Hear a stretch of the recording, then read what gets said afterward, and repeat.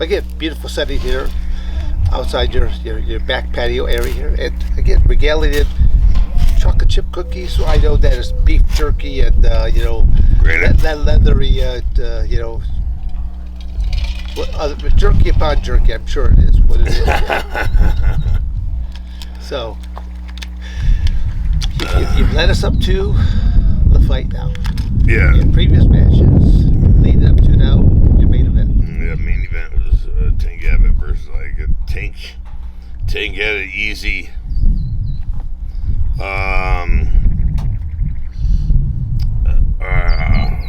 Prelim. Opponent on paper because of the injury. Cal was much tougher than what he looked like on paper. And then in the second round, he had a guy who would have been Glassjaw Joe in the old boxing video game at the arcade, Mike Tyson's Punch Out? Huh? Mike Tyson's Punch Out? Yeah, Mike Tyson's Punch Out, right. And Tank hit this guy, and he just folded up and dropped. It was funny because being there in Alabama, I hear, "God damn, he broke his neck. I think he's dead." Well, when he did fall down, the way he fell and the way his neck did kick out over, it did kind of look like it was like he fell so limp. He was done, Yeah. It was put a fork in him. He was done. Yeah. Yeah, it was like a puppet on strings. Somebody cut the string. He just folded in on himself. I think he was done. I don't know if he's ever been back. Well, that's true. I mean, people, everyone. Mike Tyson always said it best. Everyone's got a game plan. You can punch in the face, and that's that punch in the face. Yeah. All right, so. Well, George Foreman said that back when he fought Ali in Zaire back in '76, and then I think Archie Moore said that back in the '50s. So that's been around for a long time. I think it was like a lot of professional wrestling that moves and antics. I think after a certain time frame, it's renewed. It's once theirs, again. yeah. It's kind of like anyone. It's kind of like ring names like the Beast. There's been many beasts before. There'll be many beasts after. It's Right. just who's ever there at the time. Well, I thought the Predator was a unique name. Yeah, but very unique name. No one else I know that would has ever used that one. Huh? No one else I know that has ever used that one. Do you know of anyone else? Are you serious? The Predator? Okay, are you talking about Arnold Schwarzenegger now? Are we going to go with the No, I'm movie? talking about you got the current world heavyweight champion right now.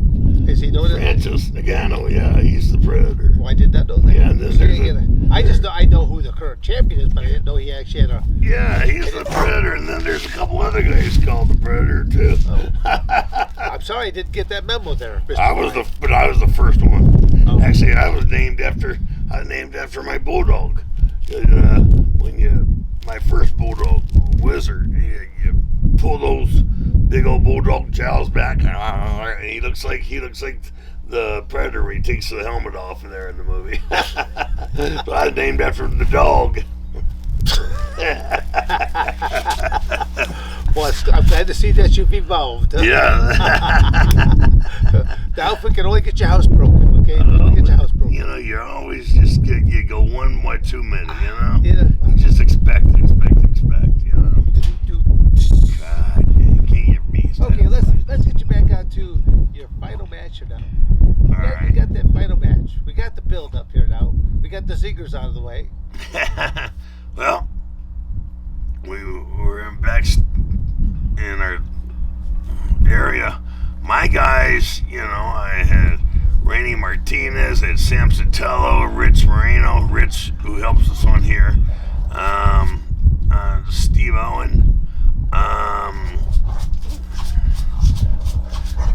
I think Dave might have been on it, and my brother Bill and my older brother Craig.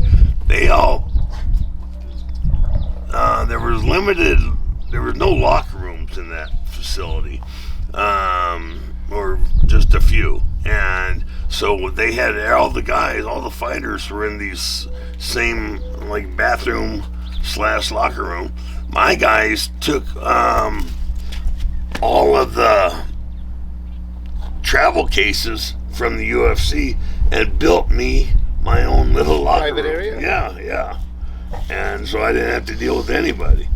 And Maybe were you close to cage side and stuff like that, or you just barely? no, it was in the hallway, out Okay. in the hallway, and right next to one of the bathrooms, or close to the bathroom.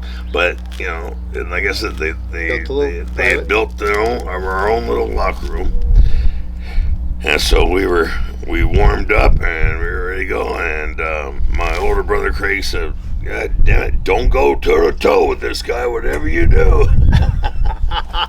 Okay. No problem, Buckwheat. And I go out there, you know, I step side, left, right, or right, left, I don't know, but it was a heel to heel.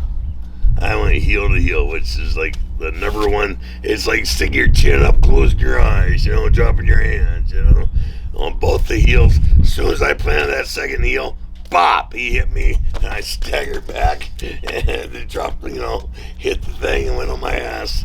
And I said, God dang, he can hit. Holy shit, here he comes.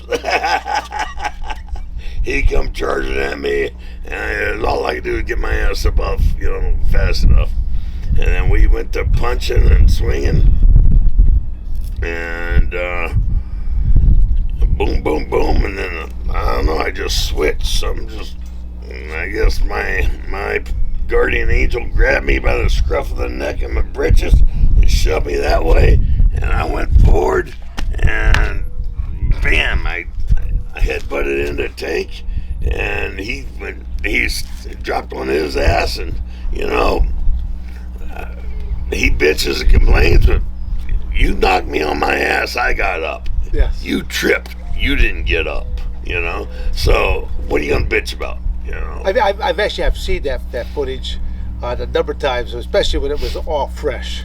And I'm going there. I mean, literally, he knocked you. I mean, he hit you hard to where literally you were basically out on your feet. No. Well, okay. Well, okay. Let me put it like this. Your intent was to close the distance, and I think in the process of closing that distance, did you step out of his? Well, not meaning to step on his foot, but as closing that distance. Yeah. Because you don't want you're not looking to give a big open shot at you. You're going to try to get up close. And he just hit me backwards. I stopped and I went forward and I stepped on his foot, and headbutted him at that time, and he went down. Yeah. Okay. All right. My bad. Yeah. No, I was never out. I felt everything he hit me. No, I mean it hit, but I just kind of thought that was just one of the things that when you talk about strikers is like sometimes you got to get inside their range so that they can't hit you on those long distance loopy type shots. You got to get in, cut them off. He had a good uppercut and a good hook, you know, real good left hook. You know, I mean he had a good short game, you know. And Danny Diaz was there with me too. He was my hands coach, or he was my hands coach during that year. And then now I have Rocky Ciatoli, you know, but back then was Danny Diaz, and he's from Sierra Vista too. Everybody was, you know, local then. And but yeah, boom, I hit Tank and I went down, and then I grabbed hold of the cage and crawled up on top of his back and tried to sink in that choke. And the first time I got it around the chin, and then did an old crossface, you know. I grabbed it up here, lifted it up, you know how it is. You just take the crook of your wrist, and hook it and lift it up, Kind of like a can opener, beer opener. I mean, all those things are twist caps. Got to go a little bit more older school to go back to the old. Right. Yeah, and then I lifted it up and then sunk it in tight and got it that way. Yeah. Yeah. So crossface is a great amateur wrestling technique. Freestyle wrestling, even Greco-Roman wrestling. It's a great technique there. Bony portion of the forearm going to cross soft facial tissue, and if you know how to throw it in there, it's a full-on strike as well. Well, see, a lot of people make a mistake with the crossfaces. They start trying to wing it, you know, throwing a punch, and it's like, no, you start here, if you take this and you hook the thumb and then you grab it right in here in the soft part of the jawline, boom, and you just dig it in there, yeah. Dig it across, yeah. Dig it in and just slide it right across the face, yeah. And you could break their nose, Yeah, well, it's amateur wrestling. It's again, it all depends on who you've learned that right. that amateur wrestling crossface from. The old school guys, they taught you probably the best way, because it was a little bit on the brutal side, but it was a very effective. How to put that in. So whether you caught them underneath the neck, or if you go across underneath the underside of the nose too, is also another good. Yeah, right there. yeah. That's a very tender area to get underneath. Very that nose. tender, yeah. So, but almost the principles of amateur wrestling are the principles of leverage. All that leverage equals pain, and so I always say that amateur wrestling is legalized pain. Calculus, trigonometry, calculus, yeah. Practical application. Yeah, absolutely. Practical application. Absolutely. All right, so basically that takes us through our story with both of us and Mr. Tank Abbott. And wait, I'm not through. Oh, I'm sorry. Oh my God. I'm sorry. Mr. I didn't interrupt you. Please. The floor is still yours, Mr. Thank Fry. you very The floor much. is still yours. Well, I had a nice little gouge above one of my eyebrows. I don't know. So they had to throw 7 or 8 stitches in that. But I also broke my hand. The old boxer's punch, fight and take. Right hand? Yes, sir. Right here. Okay. Yeah, because back then they would allow you to tape your hand, but they taped it 1 inch behind the knuckle. Correct. Yeah. So Well, again, I wouldn't really know because I never had my hands taped. right. 1 inch from the knuckle to the wrist, but you're not supporting in between the bones, and I mean, Right, when they split it down there, they put all the pieces of gauze and Yeah. the tape. And, yeah, like you do now. Yeah. So it was more for looks than it was for anything, something, because that that kind of tape job really doesn't do much, So, Mr. 7, yes, I broke my hand, so now it's up to you, sir. Well, I'm sorry, Mr. Oh, Fry, no, but I'm not through yet. You're right. I'm eating a cookie now. Oh, so good, it's because just- I'm not through yet. Okay, well, good. I'm not through. I'm still at the floor. Hey, I still have another one. Another 5 cookies I Look. have to go through. Elvis? Okay, yeah. But the winner of the Ultimate 2 was supposed to fight the current World Heavyweight Champion at the time for his title. Who could that have been at that time?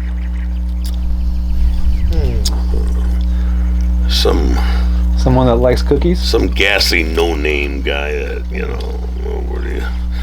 probably the World Heavyweight Cookie Champion at the time, The too. Cookie yeah. Monster? That's it, the Cookie The Monster. Cookie Monster, yeah. So why didn't that fight happen, guys? Well, because I broke my hand. Were you not paying attention? Tony, My God, I'm sitting here doing this. I- How many times do I got to repeat this? go stand in the corner. You're out of Tony. here. You're Okay. fired. God dang. Want to elaborate on it more? And why didn't it? No, you fucked up. You Why didn't missed it get rescheduled? You weren't paying your attention. Hands heal, right? Is your hand still broken today? Yeah, you see that? It doesn't work. It's broken like that. I went on to bigger and better things as well. Makes sense. And then so did I. Yes, Because I got a phone call from Brad Reagans and Masa Saito and Antonio Inoki, and I went off to do New Japan Pro Wrestling. So just a lot of good opportunities have presented themselves because they had a chance to see us on TV, see us on a pay-per-view, but then they seen certain interviews and things of that nature. Of course, now they understand more of the person, and now when they get a chance to meet someone like a Don Fry, they realize, well, gosh, he's a great character. He would do well in this industry or in that industry. That's probably what has helped led him to his movie roles that he has played, the different commercials that he's done. I mean, him and Godzilla over in Japan. Come on now, let's face it. You actually were in a movie with Godzilla, weren't you? Yeah, we were the two And biggest you thought baddest. and you thought I was kidding you right now. So Godzilla, Japan, Don Fry. Yeah, gaijins, both of us gaijin. Yeah. Don, you were like a conductor when you walked out in Japan. With the crowds. Let's see, right? You could like raise your hand, and one half of the crowd would roar for you when you came out. Where'd this idiot come from?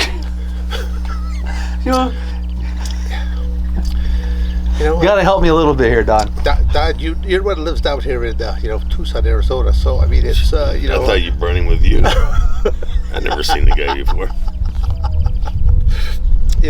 But I think he brought the cookies, so don't badmouth him too bad. No, the other white guy brought the cookies. Oh, I got you. Jerry. Oh, Yeah, that other white guy. Piss on this guy. Oh. Yeah. No, I was. See, we're not racist. We just hate everybody Yeah, equally, don't we? absolutely. Okay, that's what I like about that. Yeah, we Give just hate everybody the chance to be hated. By This me. is what you get to deal with when you're friends with the great Don Fry. Nobody say you're my friend. Well, yeah, I was say, wow. Well, he really I tell you what, put himself up there. I think that sun has been on Tony's head there just a little too long right now. I mean, I think Thinks a lot of himself, doesn't he?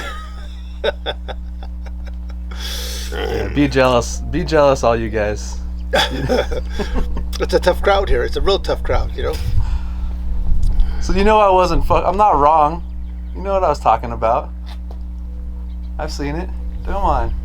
It's the highest paid cheerleader. Conductor. Yeah, you're an electrician, right? That's all you conducting electricity from that network to that network. But we haven't ever asked him how many times he's been zapped on the job right there, Yeah, not enough, obviously. He's still here. Lucky us. Well, we can always ask to go from 110 to 220 or something like that. It's You'll miss me when I'm gone. No, I won't. Not at all. now Quinn, he'll miss Quinn. Yeah.